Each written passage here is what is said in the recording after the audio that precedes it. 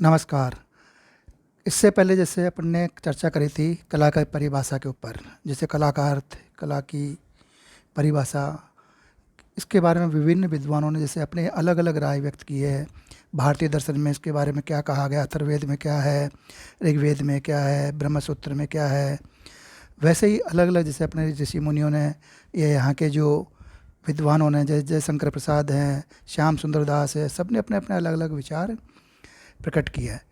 उसी क्रम में हम जैसे अब आगे चल रहे हैं कि कला का स्वरूप क्या है, इन कला किन किन स्वरूपों में ये हमें मिलती है। जैसे भारतीय दार्शनिक विचारधारा के अनुसार ज्ञान के दो प्रमुख रूप माने गए हैं, पहला विद्या और दूसरा उपविद्या। विद्या रूप में साहित्य, विज्ञान और दर्शन शास्त्रों की गणना की जाती है तथा उपविद्या के रूप में विभिन्न प्रकार की कलाओं जैसे चित्रकला, मूर्तिकला, नृत्य, संगीत व काव्य आदि कलाओं को गिना जाता है।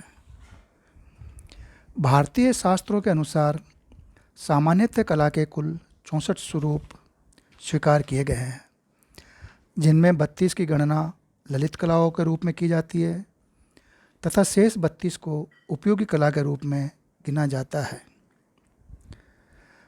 कुछ विद्वानों का इसमें यह मत भी है कि जैसे भारतीय कला में ललित कला तथा उपयोग कला जैसा कोई विभाजन कभी नहीं किया गया। कला के स्वरूप निर्धारण के लिए विद्वानों ने अग्रांकित 3 प्रमुख बातों को आधार बनाया है। जैसे पहला है कि कला में सत्य की अभिव्यक्ति होनी चाहिए, उसका आधार यथार्थ पर टिका हो तथा जो अविनाशी हो, अर्थात उसका अस्तित्व चिरस्थायी हो। दूसरा जो बिंदु है, दूसरा उनका विचार है, कहते हैं कला की अभिव्यक्ति निर्बंध अथवा स्वच्छंद होनी चाहिए, उसका सृजन कलाकार की अंतः प्रेरणा से हो, किसी प्रलोभन अथवा दबाव में सृजित की हुई अभिव्यक्ति कला की श्रेणी में नहीं गिनी जा सकती है। और तीसरा बिंदु है कला में जिस रूप की अभिव्यक्ति की जा रही हो वह सत्य और सौंदर्य के निकट होना चाहिए। असुंदर, अरूप कृति कला की श्रेणी में नहीं गिनी जाती। उसमें सौंदर्य का निराकार स्वरूप तो हो सकता है, किंतु असत्य की अभिव्यक्ति नहीं होनी चाहिए। अब कला की परिभाषाएं, भारतीय परिभाषाएं यद्यपि शाब्दिक दृष्टि से भिन्न भिन्न है, किंतु मूल रूप से ये कह सकते हैं सभी में अभिव्यक्ति पर जोर दिया गया है। और यह अभिव्यक्ति सत्य से प्रेरित हो तथा इसमें लोक कल्याण का उद्देश्य छिपा हो। वह कौशलपूर्ण एवं सुंदर भी होनी चाहिए, जो दर्शकों को अपनी ओर आकर्षित कर सके। हिंदी के समालोचक भोलानाथ तिवारी ने लिखा है कि अपने व्यापकतम रूप में कला मानव की कर्तव्य या कर्तृत्व शक्ति का किसी भी मानसिक एवं शारीरिक उपयोगी अथवा आनंददायी अथवा उन दोनों से युक्त वस्तु निर्माण के लिए किया गया कौशलपूर्ण प्रयोग है। भोलानाथ तिवारी की इस परिभाषा या यद्यपि इस कला के विस्तृत रूप की ओर लक्ष्य करती है, किंतु इसमें स्पष्टता का अभाव प्रतीत होता है। वास्तव में कला मानव मन के संवेगों और आवेगों से उत्पन्न भावनाओं की सुंदरतम अभिव्यक्ति है। सौंदर्य को देखकर मनुष्य को आनंद की अनुभूति होती है। उसे इस आनंद की अनुभूति कराना कला का उद्देश्य है।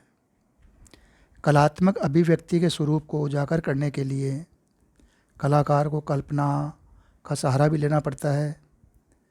अपनी कल्पना, स्मृति, निरीक्षण शक्ति तथा चिंतन के आधार पर भी कलाकार आदिकाल से अपने सृजन को संसार के सामने प्रस्तुत करता चला आ रहा है। इसी कड़ी में जैसे आगे है, कला मनीषी डॉक्टर राधा कमल मुखर्जी कला को समाज विकास का एक उपकरण मानते हैं। उनकी मान्यता के अनुसार कला समाज के हाथों का एक आकर्षक एवं शक्तिशाली उपकरण है, जिसके द्वारा जीवन के लक्ष्यों तथा मानव संबंधों को नियमित और यथोचित रूप प्रदान किया जा सकता है। डॉक्टर मुखर्जी की यह जो उक्ति है या जो उनका विचार है,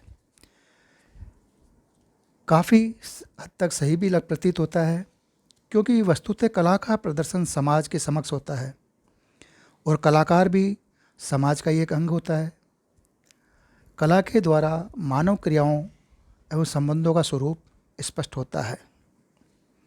अनेक विचारकों ने कला को आदमी की मानसिक शक्ति, निरीक्षण शक्ति तथा चिंतन शक्ति को बढ़ाने वाली कहा है। निश्चय ही कला को अपनाने से मनुष्य आत्म प्रकाशन, निर्णयात्मक ज्ञान तथा भाव अभिव्यक्ति से की दृष्टि से संपन्न बनता है। इस प्रकार कला के बारे में जो हमारे भारतीय दर्शन, भारतीय विद्वानों ने जो अपने अपने विचार व्यक्त किए, जो अपनी अपनी धारणा है, जो हमारे साहित्य में है, वेदों में, ऋग्वेद में, पुराणों में, विष्णु धर्मोत्तर पुराण में, विभिन्न सब ने अपने अपने विचार के अनुसार अपने कला की जो परिभाषाएं दी है, उसी प्रकार भारतीय विचारकों की भांति ही पश्चिम के विद्वानों ने भी कला की परिभाषाएं की है। उनकी परिभाषाओं के बारे में जो कहा गया है, तो उनके जैसे विद्वान हैं, आर्टिस्ट हैं, उन्होंने कला के विचार में या कला के बारे में उनके क्या विचार है या उनकी क्या थॉट रही है, क्या उन्होंने अपने विचार व्यक्त किए हैं कला के बारे में पश्चिम के विचारकों ने। तो माइकल एंजेलो है, जैसे सबसे पहले माइकल एंजेलो ये कहते हैं सभी प्रकार की कलाकृतियाँ ईश्वरीय सत्ता की दिव्यतापूर्ण प्रतिकृतियाँ हैं। इसी क्रम में आगे गोथे कहते हैं किसी भी कला की सबसे बड़ी समस्या यह है कि वह किस प्रकार महान सत्य को प्रतिकृति प्रस्तुत करे। और प्लेटो है, प्लेटो कहते हैं जिसमें निर्माण की प्रक्रिया हो वह कला है। कला सत्य की अनुकृति है। वह केवल अनुकृति की स्थापना ही नहीं करती, अपितु प्रकृति का प्रतिबिंब भी प्रस्तुत करती है। इस प्रकार जैसे आगे है अपने अरस्तु है, अरस्तु कहते हैं जैसे कला सृष्टिकर्ता की सृष्टि का अनुकरण है।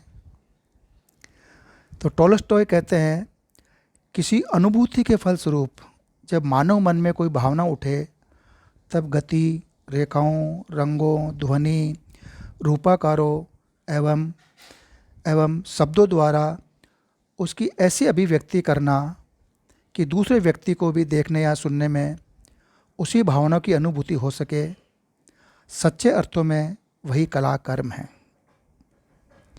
हीगल कहते हैं कला भौतिक सत्ता को व्यक्त करने का माध्यम है।